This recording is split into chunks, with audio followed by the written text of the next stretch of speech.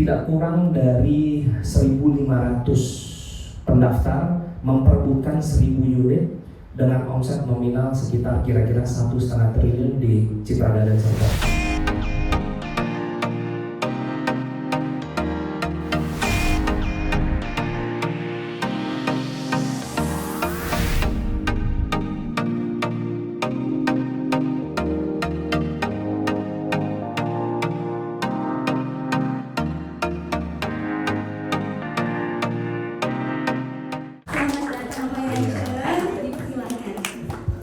Ya, oke, thank you. Terima kasih buat Pak Panangian bersinergi dengan Sinergi Group, yaitu pencetusnya Pak Ismet. Terima kasih. Jadi ini kolaborasi yang baik. Lalu yang kedua, saya mengucapkan juga terima kasih untuk Bapak Ibu, teman-teman semua yang udah hadir pada siang hari ini, ya. Jadi saya diminta kemarin ini untuk sharing gitu ya, sharing mengenai proyek-proyek yang kebetulan saya pimpin untuk khususnya di sales dan marketing gitu ya. Nah, sebelum saya masuk ke sana mungkin kita kenalan dulu ya. Perkenalkan, nama saya tadi udah disebut, Yan Chonggo ya. Saya 41 tahun. Saya punya pengalaman baru Bapak Ibu ya. Karena banyak yang lebih lama sebenarnya ya. Saya katakan baru 20 tahun di industri properti. Saya nggak pernah pindah ke industri apapun, fokus di properti ya. Lalu yang kedua, saya mengambil pendidikan S1 di Bandung di Financial Management ya. Bersyukurnya saya merupakan lulusan tercepat ya, 3 tahun ya, beruntung. Untuk S1-nya saya sempat berkesempatan menjadi asisten dosen selama 3 semester. Lalu saya coba mengambil gelar master saya di Prastia Mulia University, dan bersyukurnya juga saya termasuk salah satu ya dari 5 the 5 most outstanding student ya untuk di angkatan saya. Lalu berikutnya adalah ini perjalanan karir saya Bapak Ibu. Saya memulai juga dari seorang sales ya. Dari seorang sales properti. Pertama kali saya di Duta Pertiwi. Kalau sekarang Bapak Ibu teman-teman kenalnya Sinar Maslen ya. Tapi kalau era tahun 90-an itu orang kenal ITC ya. ITC itu Duta Pertiwi ya. Lalu mulai dari tahun 2000-an Bapak Ibu mulai kenal yang namanya Kota Bunga, Kota Wisata, Legenda Wisata ya. Terkenal itu Duta Pertiwi semua ya. Sampai terakhir dia di BSD, pengembangan terbesarnya. Nah, itu saya sempat sekitar 8 tahun di Sinar Maslen, lalu 1 tahun di Agung Podomoro, kira-kira sekitar 11 tahun terakhir ini saya di Ciputra Group hingga sekarang ya. Lalu berikutnya ini proyek-proyek yang saya tanganin ya. Jadi kalau dilihat memang mungkin hampir sebagian besar proyek township, apartemen, kios, villa, gudang, industri, saya rasa hampir semua saya udah berpengalaman untuk berkesempatan untuk memasarkan ya. Cuma satu yang belum ya, tanah masa depan ya. Mudah-mudahan jangan dikasih, mudah-mudahan ya, jangan. Lalu berikutnya adalah ini mungkin highlight project-project yang akan kita sharing. Salah satunya waktu itu saya berkesempatan untuk meningkatkan penjualan Citra Raya Tangerang gitu ya. BSD booming, Paramount booming, Sumarekon booming di Serpong. Ketinggalan nih Citra Raya Tangerang. Bapak Ibu, saya mau tanya, ada yang pernah ke Cikupa nggak? Angkat tangannya. Cikupa, nah baru segelintir kan. Cikupa itu tempatnya 3 Raksa ya. Itu kantornya Pak Bupati di situ tuh, 3 Raksa. Jarang yang ke sana ya.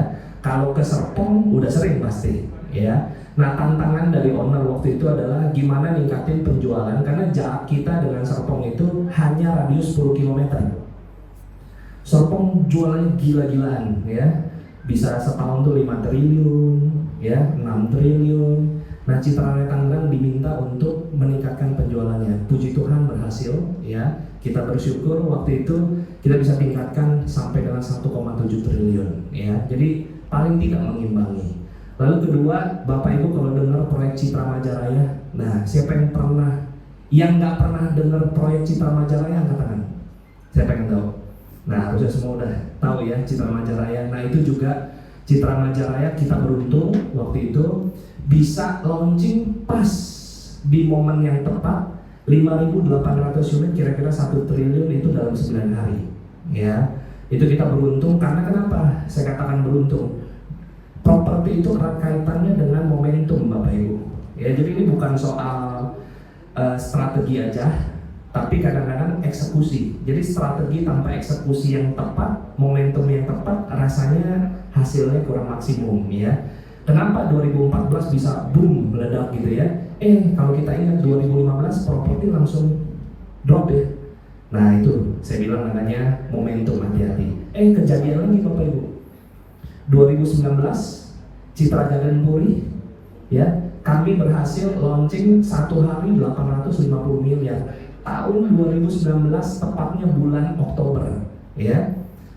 Bapak Ibu masih ingat pengumuman Pak Presiden Jokowi COVID pertama di Indonesia bulan Februari 2020. Jarak dari bulan Oktober 2019 ke Februari 2020 berapa bulan tuh? 4. Nyaris ya. Nyaris. Kalau itu nggak launching di Oktober, goodbye itu momentum. Sekali lagi ya, strategi yang tepat, harus pintar-pintar membaca waktu yang tepat sama meng-create momentum yang tepat. Kita mungkin menjadi developer yang pertama pasca pandemik, ya, developer pertama pasca pandemik yang mungkin berhasil menjual dalam jumlah massal seperti sebelum pandemik. Tidak kurang dari 1.500 pendaftar memperebutkan 1.000 unit dengan omset nominal sekitar kira-kira 1,5 triliun di Citra Garden Serpong. Nah, itu baru kami develop itu akhir tahun 2022, lalu kami pre-launching Februari 2023, ya, baru awal tahun ini. Sekali lagi, momentumnya pas, ya, pas. Supply barang nggak terlalu banyak di segmen kami bisa ngebaca tren sama kebutuhan yang ada di market, kita masuk di momen yang tepat. Nah, ini yang kita mau sharing ke Bapak Ibu teman-teman. Kemarin Pak Ismet, ya, message bahwa di sharing adalah yang Citra Garden Serpong yang terakhir. Nah, jadi saya langsung ya. Jadi Bapak Ibu teman-teman, sekali lagi yang saya mau sharing adalah historinya, persiapannya, ya, dari Citra Garden Serpong, apa yang kami lakukan. Karena memang Bapak Ibu teman-teman, sesuatu yang direncanakan, sesuatu yang kita persiapkan, harusnya kalau situasi dan amal dan perbuatan mendukung, harusnya hasilnya maksimal, harusnya, ya. Nah, kami beruntung, mungkin studi case-nya adalah Citra Garden Serpong. Itu saya ambil dari 3 berita nasional, ya, 1,5 triliun. Nah, ini adalah suasananya, suasana pemilihannya. Nah, mungkin saya play videonya. Ini adalah suasana Bapak Ibu, real pada saat tanggal 25 dan 26 Februari, lebih dari 1.500 orang standby menunggu 1.000 unit. Lokasinya di Living World Alam Sutera. Banyak yang masih kaget karena ini masih masa-masa pandemik gitu ya, era-era masa pandemik. Banyak yang masih kaget, ini jualan apaan? Jadi banyak sekali masyarakat yang surprise sebenarnya. Ya, walaupun yang daftar sudah lebih dari 1.500 orang, tapi rupanya lebih banyak orang yang surprise, bingung. Ini acara apaan katanya? Ini dagang apaan? Karena masa-masa setelah era pandemi ini apa iya orang mau beli properti gitu ya, bukannya malah nyimpen biasanya. Nah, dari situ Bapak Ibu sebenarnya market mulai terbuka sebenarnya. Oh, berarti memang era pandemi ini sudah benar-benar terjadi endemik gitu ya. Nah, ini saya review sedikit. Citra Garden Serpong itu merupakan proyek pengembangan perdana terbaru pertama Ciputra Group di kawasan Serpong, Bapak Ibu. Ya, di kawasan Serpong ini yang pertama. Ya, luas lahannya kita kembangkan ini total ada sekitar 350 hektar. 350 hektar. Ya, yang menjadi menarik adalah proyek ini memiliki lokasi itu tepat berdekatan hanya berjarak 10 menit dari tol Serpong Pondok Indah atau yang baru-baru ini kita namakan Serpong Balaraja seksi 1A. Ya, seksi 1A. Itu saya ingat persis tahun 2022 diresmiin sama Pak Jokowi. Kalau nggak salah sekitar bulan September 2022. Ya, kami mengambil momentumnya tepat pada saat setelah peresmian dulu. Peresmian tol masuk, kita mulai masuk teasernya. Ya, karena akses ini menjadi kunci untuk salah satu kunci untuk proyek ini. Lalu yang kedua, kalau Bapak Ibu perhatikan, selain tol itu lokasinya juga dekat sama kereta api Cisauk. Jadi jaraknya sekitar 1 menit, ya, hanya 1 menit. Jadi dari sisi aksesibilitas, kami merasa ini menjadi strong point kami, akses. Yang kedua, fasilitas. Lokasinya di Serpong, ya. Bapak Ibu bayangin, kalau udah bicara kata-kata Serpong, yang terngiang di kepala itu pasti fasilitas lengkap, ya. Kalau kita ngomong Serpong, pasti fasilitas lengkap. Cuma masalahnya fasilitas begitu lengkap, kita harus pilih yang mana, ya. Karena umumnya marketing itu maksimum katanya hanya maksimum 3 atribut katanya untuk kita campaign. Di luar 3 atribut biasanya udah orang lupa, ya. Nah, kita pilih Ion Mall, kampus Prastia Mulia, sama kampus Atma Jaya. 3 itu aja yang kita dorong fasilitasnya. Jadi kita fokusnya adalah di akses, ya, Bapak Ibu, di akses. Nah, makanya ini kita punya campaign, kita ngomongnya nyamannya berangkat kerja, ya, karena naik kereta, naik tol.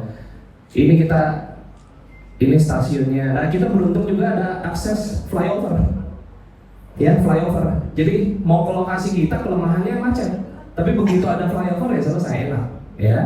Lalu berikutnya ini pengerjaannya flyover, terus berikutnya adalah Ion Mall. Ini kita dorong selama awal-awal universitasnya, ya. Nah, yang lain-lainnya hanya sifatnya tambahan, nggak terlalu kita campaign, ya. Nah, Bapak Ibu, ini gambar untuk memberikan gambaran kepada Bapak Ibu, memang real betapa dekatnya lokasi kami sama township based, ya, downtownnya, CBD-nya ini, ya, dari gambar lampu ini udah kelihatan. Ya, ini marketing office kami.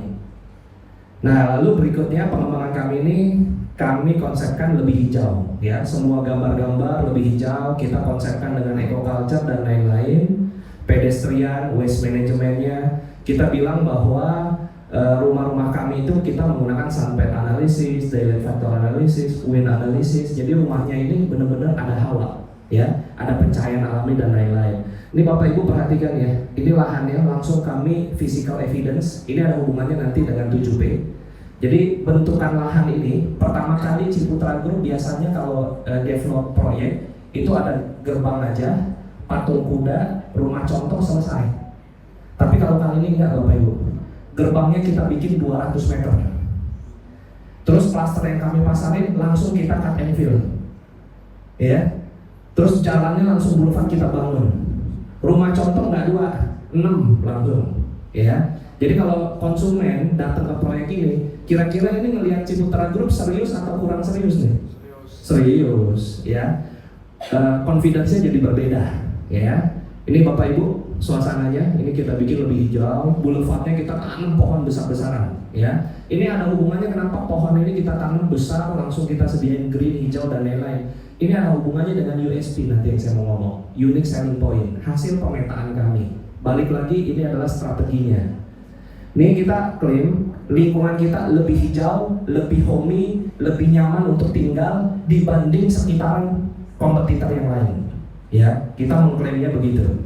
Sehingga Bapak Ibu, kalau Bapak Ibu perhatikan, ini kita juga ada family club yang ada danaunya. Bapak Ibu, kalau kita launching rumah kita nih homogen sama kompetitor, kira-kira kita bisa bersaing apa enggak? Jawabannya enggak. Kenapa? Karena orang nggak ngeliat diferensiasi, benar ya? Jadi katanya ada namanya segmentasi, targeting, positioning, diferensiasi. Diferensiasinya tuh apa? Bapak Ibu bisa lihat, ini rumah satu lantai. Tapi rumah satu lantai lihat, kita bikin ada inner courtyard di tengah, ada pencahayaan di tengah, sehingga pada saat kita open house pertama kali, orang nggak nyangka sebelah kirinya rumah satu lantai biasa lah. Tapi kalau dibandingin sama kompetitor yang lain, nggak seperti ini. Sekali lagi, konsep kami lebih hijau, lebih homey, lebih sehat rumahnya. Nah yang kedua, Bapak Ibu bisa lihat bukaan-bukaannya. Ya, ini kita masuk, ini masih rumah satu lantai, tapi lihat layoutnya berbeda. Jadi ada kelebihan tanah di samping, kita namakan ini adalah semi detached. Rumah satu lantai, tapi semi detached. Ini adalah pengalaman baru yang kami mau tawarkan ke konsumen kami. Ya. Lalu berikutnya rumah dua lantai. Bapak Ibu perhatikan, lihat bukaan pintunya besar-besar. Biasa kalau taman di belakang rumah, yang paling nikmatin siapa? Dapur ya biasanya ya. Kan ditutup dapurnya nggak ke taman. Ini dapurnya enggak, kita pinggirin sehingga Bapak Ibu bisa lihat kita bikin pintu yang bukaannya lebar. Sehingga feeling pada saat masuk ke dalam rumah, dia akan memiliki kedalaman tertentu. Sehingga apa? Kesannya lebih luas. Ya, lebih luas. Nah, konsep lebih luas ini yang kami branding, pakai clickbait istilahnya, lebih luas, lebih terjangkau. Dua kata kunci ini yang terus kita sounding pada saat di awal. Unique selling point proyek ini apa? Selain bicara akses dan fasilitas, lebih luas, lebih terjangkau. Lebih luas dari siapa? Dari kompetitor. Lebih terjangkau dari siapa? Dari kompetitor. Tapi aksesnya dekat, fasilitas dekat juga semua. Nah, ini terrefleksi di rumah-rumah. Bapak Ibu lihat deh. Even rumah yang besarnya pun, itu kita bikin konsep langsung, view-nya langsung ke taman. Lihat. Ya. Nah, terakhir kita bikin attic room. Ya, attic room biasanya kalau mau masuk ke attic room biasa pakai pintu lipat tuh. Survei kita ngomong. Produk existing. Konsumen ternyata nggak seneng Bapak Ibu. Dia maunya nggak mau pakai pintu lipat. Kenapa? Kayak di film horor katanya, spooky katanya. Ya. Nah, kita improve sebelah kiri Bapak Ibu lihat itu ada tangga. Jadi ini bukan attic room lagi. Extra room benar-benar kayak 3 lantai. Nah ini experience ini yang kami berikan. Nah tetapi semua ini berawal dari mana? Ya, semua ini berawal dari mana? Basicnya standar sebenarnya ya. Karena kita melihat, saya melihatnya gini. Ada kutipan dari Sun Tzu ya, dari bukunya Art of War katanya ya. Sebelum berperang kenali dirimu sendiri dan kenali musuhmu. Setelah itu tidak ada yang perlu kamu khawatirkan dalam 1000 pertempuran. 1000 pertempuran, 1000 kemenangan. Ya. Tapi kata kuncinya kenali dirimu, kenali musuhmu. Ya. Nah kalau kita di pemasaran, kita melihatnya gimana? Yang pertama, kita mengenal target market kita dulu siapa? Siapa target market kita? Benar nggak? Yang kedua, kalau kita udah kenal target market kita bikin dong competitor mapping. Jangan lupa, bikin competitor mapping yang tepat. Pelajari taktik strategi pesaing untuk memahami kekuatan sama kelemahannya. Citra Garden Serpong itu 350 hektar. Di luar Citra Garden Serpong sudah ada BSD, Sumarekon, Paramount, Alam Sutra yang udah developnya hebat, bagus, fasilitas oke. Kami datang baru walaupun Ciputra Group. Jadi kita nggak mau bersaing dengan developer yang sudah besar-besar, ya, yang pengembangannya sudah besar maksudnya di situ, ya. Kita nggak mau bersaing dengan mereka. Kita mengambil celah market yang belum disuplai sama keempat developer itu.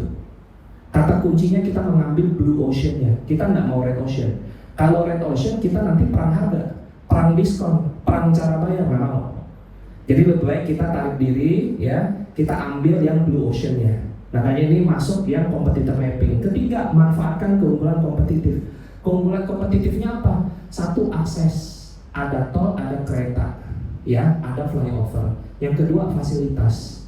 Yang ketiga udah pasti ya, kita punya harga tadi lebih terjangkau, lebih luas, lebih terjangkau, ya. Dan konsepnya, layoutnya dan lain-lain.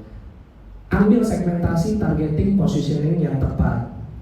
Ini saya selalu bilangnya serangan kilat itu main cepat gitu ya. Ambil ke market buru-buru, jadi orang nggak siap, kita udah ambil grab marketnya duluan. Kita launching bulan Februari 2023. Kita kumpulin NUP sudah mulai dari bulan Oktober 2022. Dari awal kita udah ngerti, itu launchingnya Februari. Tapi bayangin nggak Bapak Ibu, kalau kita nggak narik duluan dari awal, apa yang terjadi? Ini nggak kekumpul 1.500. Kita ambil dulu marketnya, kita kunci dulu. Saya masukin NUP kali ini adalah apa? Udah pilih unitnya ada, wajib ambil, enggak duitnya angus. Kekunci orangnya pasti.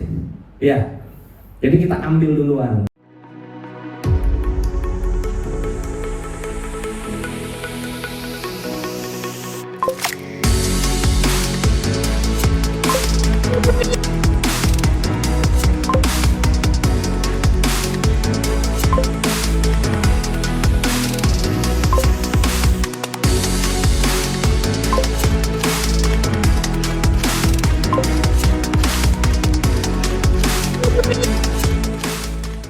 Lalu berikutnya adalah buru-buru nih, penyergapan. Kalau penyergapan tuh begini, kita tahu ada flyover, ya, ada tol, ada flyover. Begitu ada isu tol, isu flyover, buru-buru kita masuk ke market.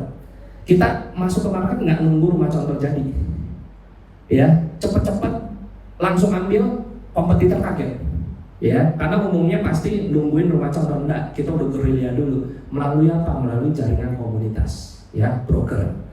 Berikutnya adalah market mapping. Ini biasanya yang selalu kita gunakan di marketing development kami. Bapak Ibu saya yakin juga udah tahu, bisa googling sendiri. Tapi yang saya mau highlight adalah biasanya kita melakukan analisa market.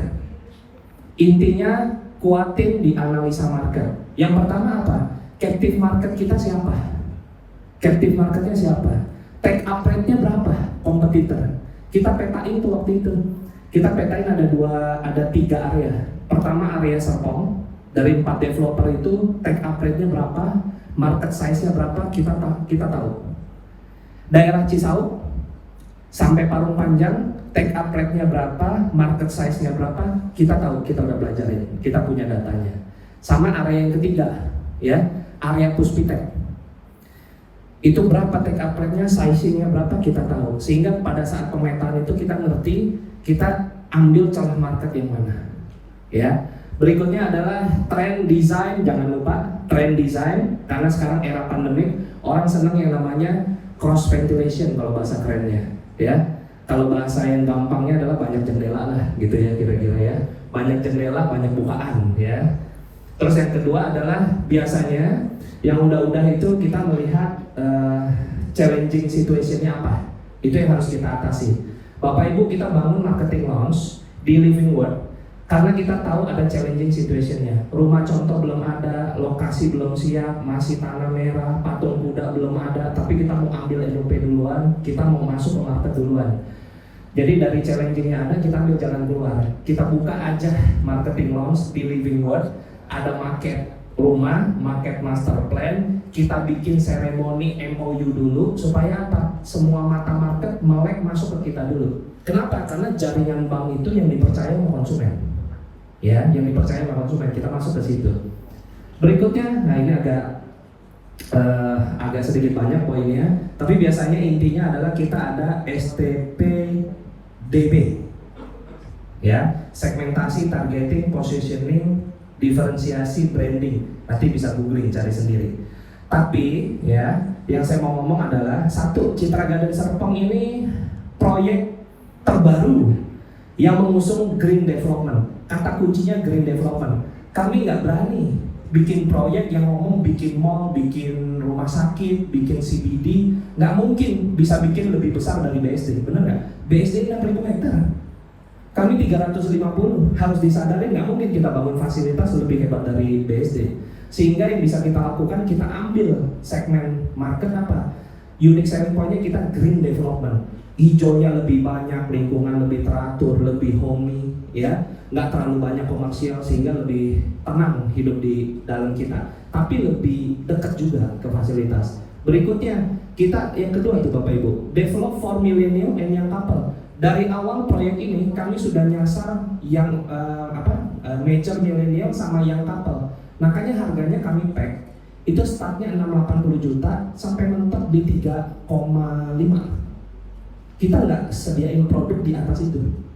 Karena kita udah mapping, memang kita hanya untuk yang couple sama milenial. Segmennya udah jelas. Masalahnya sekarang segmen ini adanya di daerah mana? Itu yang kita mappingin juga. Apakah segmen daerah Serpong itu banyaknya di selatan atau di barat Jakarta? Itu jadi pertanyaan.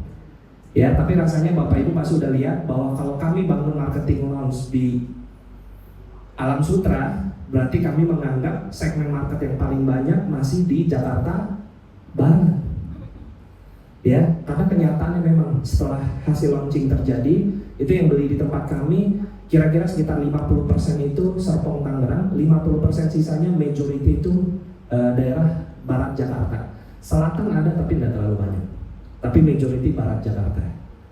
Berikutnya adalah green environment. Kita mereduce pollution, promote ekosistem yang lebih sehat untuk rumah, lebih homey rumahnya, terus creating a greener dan homier environment dengan spek bangunan dan lain-lain yang tentu temanya hijau gitu ya. Nah, berikutnya ini yang sering dipakai ya. Ini kita ngomongnya adalah strategi pemasaran terpadu, penekanannya kepada USP ya, unique selling point, 7P. Ini walaupun Bapak Ibu ya terlihat sepertinya teori, bukan bermaksud kalau kita mau launching itu ini dipenuhi teorinya, ini enggak. Landasan kalau kita mau bikin strategi harus ada landasannya dulu apa? Ada konsepnya dulu. Karena nanti tim kita ya itu akan disiplin untuk apa? Untuk menentukan strategi-strateginya.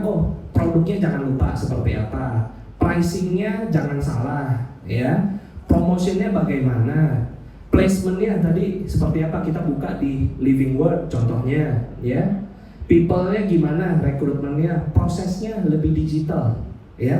Kalau mau masang lebih digital, kita udah punya tools-nya kebetulan. Nah yang terakhir, physical evidence, salah satunya tadi yang saya kasih lihat ya. Cluster yang kita mau pasarin langsung kita cut and fill besar-besaran, sehingga apa? Pada saat kita open house pertama kali, itu yang udah NUP begitu masuk, tambah nafsu Bapak Ibu. Ya kenapa? Wah, ngelihat bentang pengembangannya sebesar itu. Ya, gerbangnya biasa Ciputra Group, kita kalau bikin gerbang itu umumnya paling 40-50 meter. Bapak Ibu boleh cek deh, semua pengembangan rata-rata juga gerbang sehebat-hebatnya 40-50 meter, benar ya? Ingat sekali lagi, Citra Garden Serpong itu ini proyek awal, hampir semua bisa dikatakan kelemahan. Kenapa? Belum ada apa-apa. Ya, nah sehingga kami bikin salah satu yang bikin striking, yang bikin orang terkesima, gerbangnya kita bikin langsung 200 meter. Ya, begitu orang survei ke lokasi, bayangin nggak gerbangnya 200 meter? Ya orang pasti impresif. Ya, physical evidence, memegang peranan. Kenapa? Sekali lagi, pasca pandemik, udah lagi bukan online. Terakhir nih, ini yang selalu kita pakai Bapak Ibu, jadi patokan biasanya.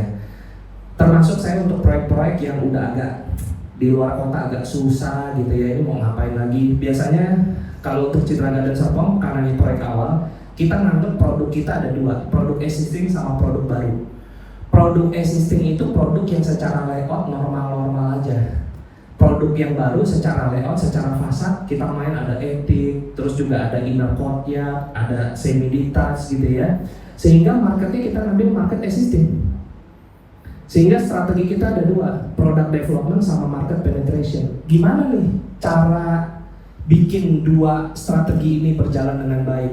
Kalau product development jangan lupa fasad, layout, sizing, fitur, spek dan lain-lain. Itu product development.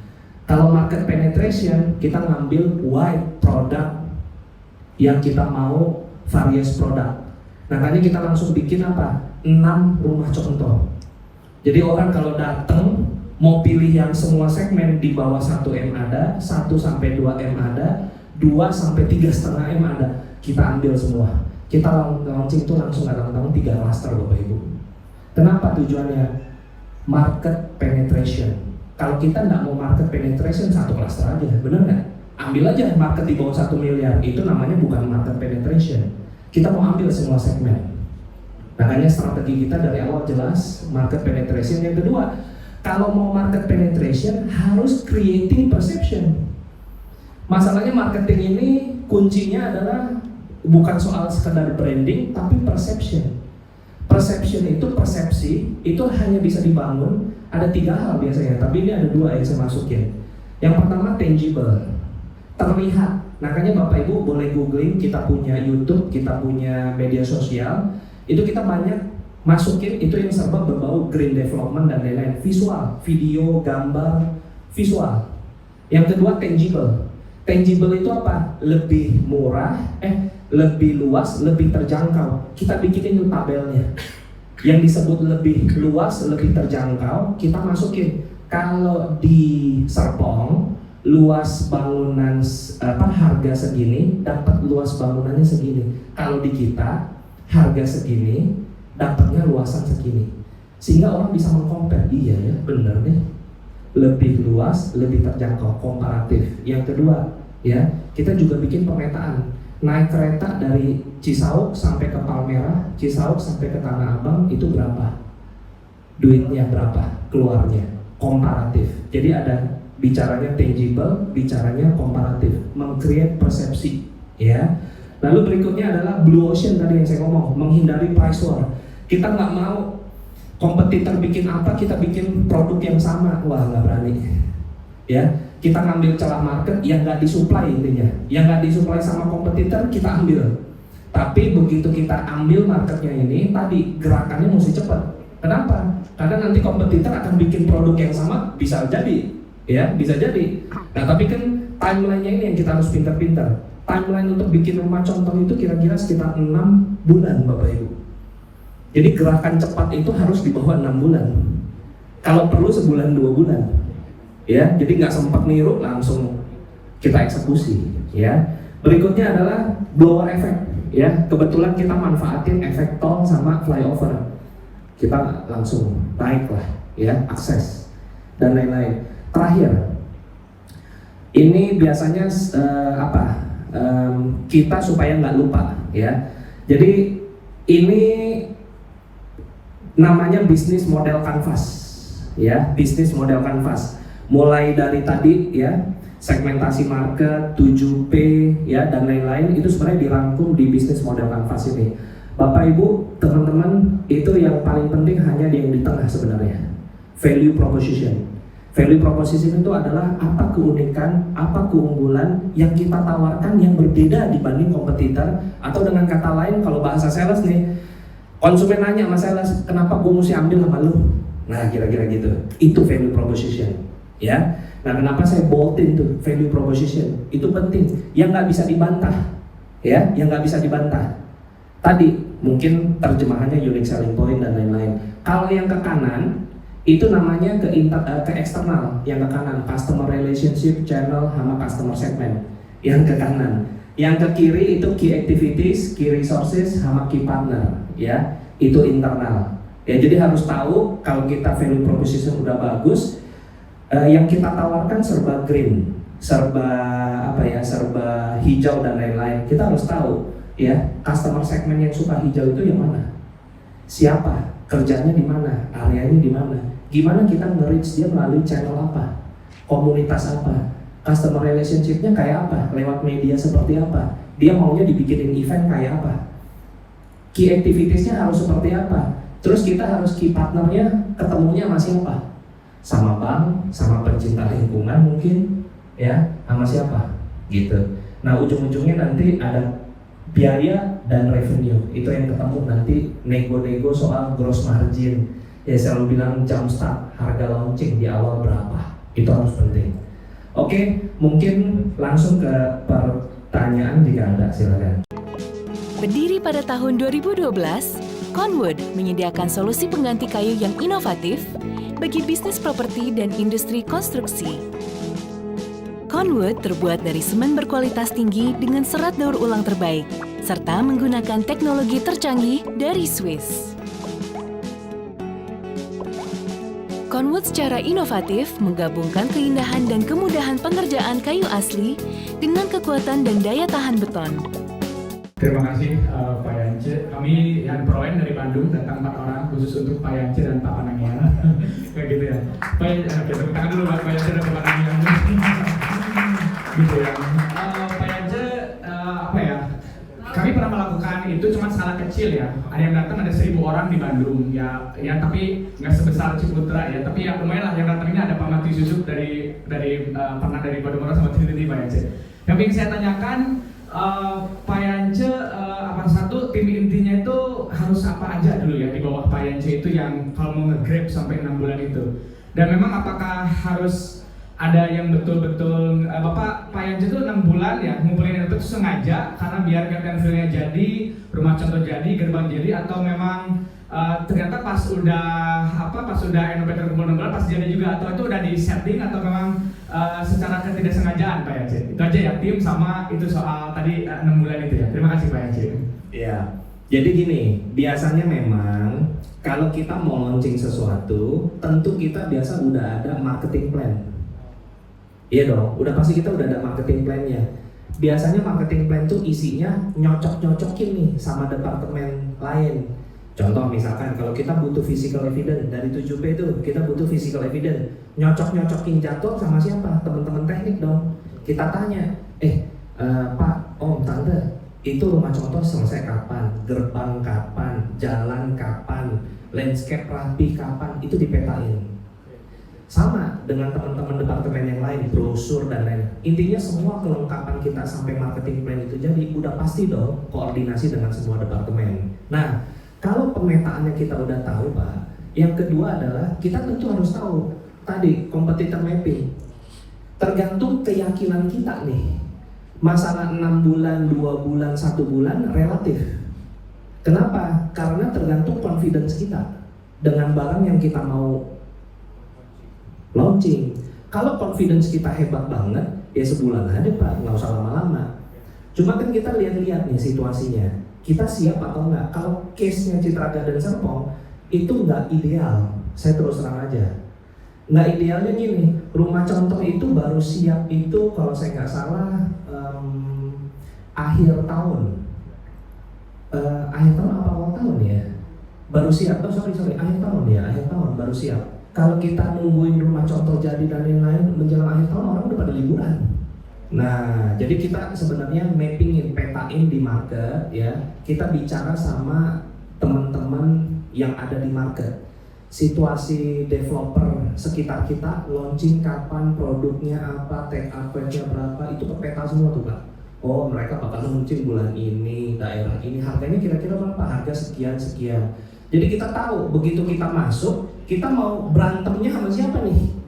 Jadi paling penting kan kalau kita mau bertempur, kita mau masuk launching, kita ngerti siapa kompetitor kita pada saat kita masuk. Karena konsumen nanti dikasih 2 pilihan kan, 2-3 pilihan. Nah, yang kita hindarin biasanya kalau marketing enaknya blue ocean Pak. Jadi kita nggak ada kompetisi, paling enak. Kenapa? Karena mau cari di mana.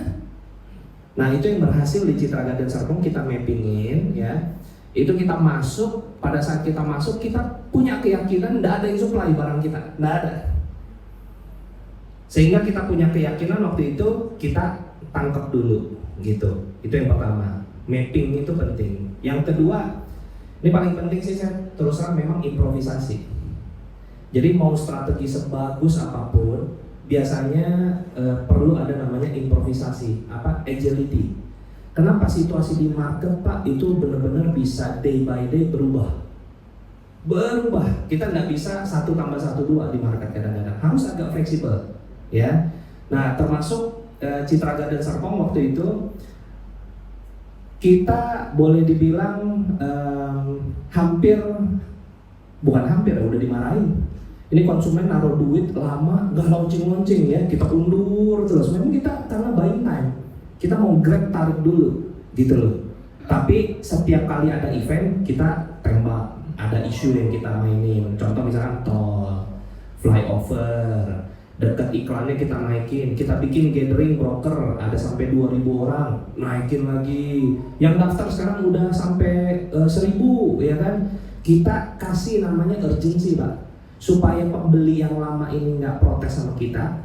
Kita bilang kalau di atas 1.000 itu diskonnya udah turun. Dari kalau nggak salah kemarin diskonnya kita pre-launching 5% sebagai contoh, di atas 1.000 2,5, sehingga pembeli yang kemarin udah happy. Kira-kira kalau jadi pembeli yang kemarin Bapak tetap mau ikut atau enggak? Diskonnya udah turun nih, pasti Bapak tahan.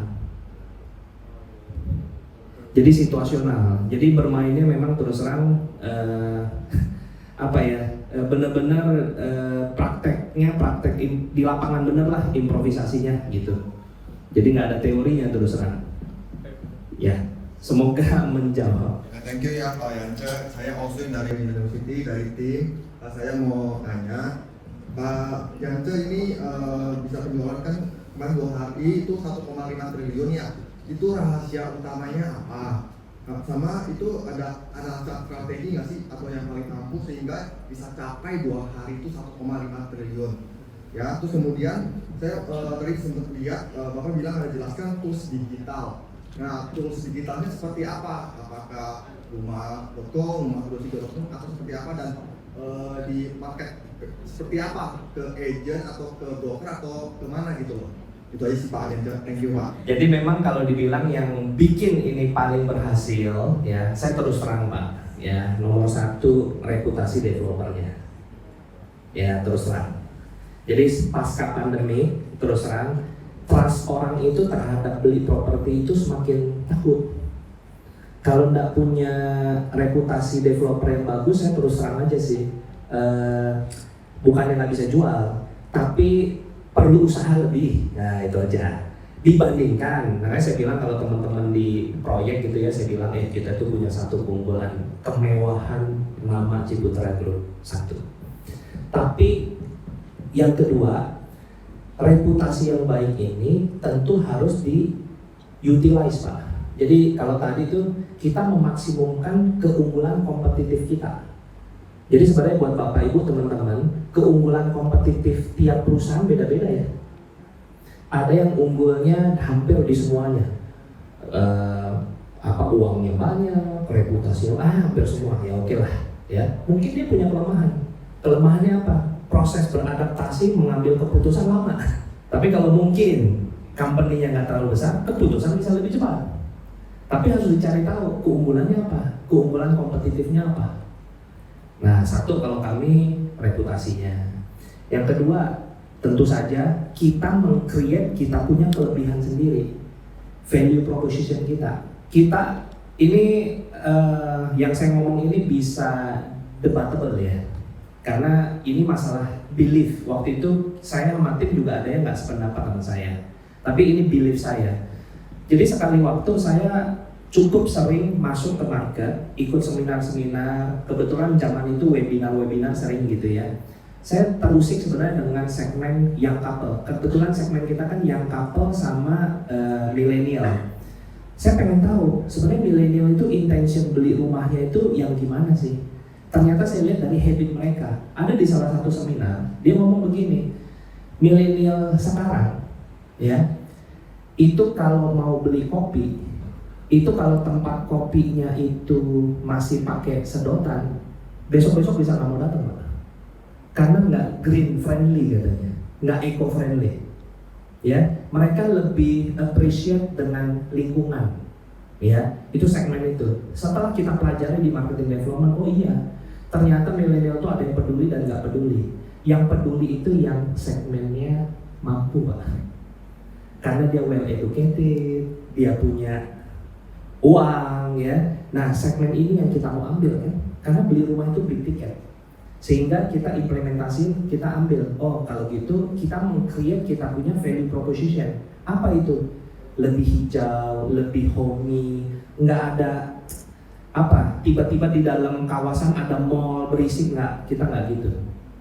Jadi kita memprotek lingkungan kita itu lebih hijau, lebih homey. Itu promises kita. Tapi lokasi kita hanya 10 menit ke air mall, 10 menit ke akses tol. Jadi ini 2 hal yang berbeda nih. Nah itu yang value proposition yang kita mau ambil. Jadi kalau Bapak tanya saya, apa faktor yang membuat ini berhasil? Menurut saya, 1, reputasi developernya udah pasti dipercaya. Kedua, kami tepat mengambil segmen market dengan value proposition yang tepat.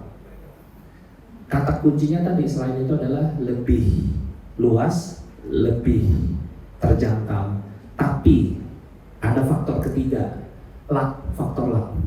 Kalau orang bilang itu hoki, ya dapat berkat Tuhan, ya ini faktor X kalau saya bilang, yang kita nggak bisa Tahu dari mana Pak? Itu flyover Pak. Jadi andai kata flyover itu enggak kejadian kemarin, enggak dibangun gitu, ya amit-amit jangan sampai ya Pak ya. Jadi kalau itu kemarin dibangun, itu ternyata blower efeknya gila Pak, luar biasa. Tapi kita punya keyakinan sih, kalau nggak ada itu flyover, kita yakin kita juga bisa 1 triliun. Tapi gara-gara itu mungkin jadinya 1,5 triliun. Ya, kira-kira itu. Yang terakhir ada digital ya Pak ya. Digital itu terus terang, kami mungkin menjadi developer pertama pada saat pandemik yang launching secara online, menghasilkan 516 unit, 115 miliar Pak, pure dari online, Citra Majalaya. Sehingga dari pengalaman itu, tim kami sudah terbiasa Pak untuk bicara mengenai online selling, 1. Tapi bukan soal online selling ya Pak, karena begitu setelah pandemi, semua orang lari ke offline. Online itu bukan soal jualannya, dapetin informasinya, mendapatkan customer experience-nya, polanya berubah. Proses tadi dari 7P ya, proses orang beli rumah itu udah nggak kayak dulu lagi. Dulu orang beli rumah, informasi datang ke kantor pemasaran, ketemu sales, itulah pertama kali dia dapat informasi tentang rumahnya. Kali ini nggak gitu Pak. Ketemu sales, itu hampir setengah diisi kepala dia udah review Pak. Dia udah tahu apa yang dia mau beli, dia udah tahu informasinya. Jadi kalau ketemu salesnya itu yang nggak capable Pak, ketahuan bohongnya Pak. Lebih pintar konsumennya. Nah, kita punya teknologi namanya Citralink kebetulan. Ya, di Citralink itu semua informasi bisa kita share. Ada stok online, simulasi online, terus juga brosur, price list, semua lengkap di situ. Bahkan proses proses kita punya NUP itu juga melalui online dari Citralink itu. Jadi memang terus terang kita diuntungkan, terus terang Pak. Kami itu Ciputra Group diuntungkan karena sudah punya tim itu yang memang sudah punya pengalaman sejak pandemik bahkan sebelum pandemik. So begitu selesai pandemik, proses adaptifnya itu jauh lebih mudah terus terang. Ya terus terang itulah diuntungkan karena itu. Saya Randy dari MedLab Pak. Sedikit boleh nggak Pak Yanci bocorin dikit misal. Yang pertama proporsional antara teman-teman agent maupun in-house itu menghasilkan kebesaran mana? Itu yang pertama. Kemudian bocorin sedikit strukturnya Pak. Strukturnya yang dikasih ke teman-teman agent itu bagaimana, kemudian di in-house bagaimana. Paling lain sih secara sisi luar biasa gitu. Nah jadi memang kalau komposisi kita udah melihat dari awal memang ini udah pasti kalau mau dalam tempo secepat-cepatnya dan dalam menghasilkan hasil sebanyak-banyaknya dalam tempo sesingkat-singkatnya udah pasti nggak kuat kalau in-house, pasti. Jadi makanya Pak tergantung dari awal tujuan launchingnya ini mau seberapa banyak. Kita harus tanya lagi ke kita punya board, maunya berapa banyak nih. Kalau kita tahu jawabannya waktu itu ke saya,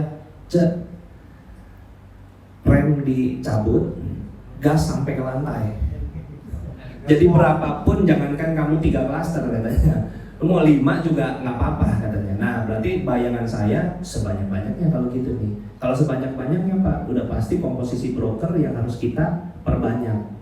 Jadi saya sebelum produk ini rilis Pak, nggak kurang dari kira-kira 100 top kantor Jabodetabek saya sendiri yang temuin Pak. Nggak kurang dari 100. Untuk memappingkan apa? Memappingkan situasi yang itu yang saya ngomong.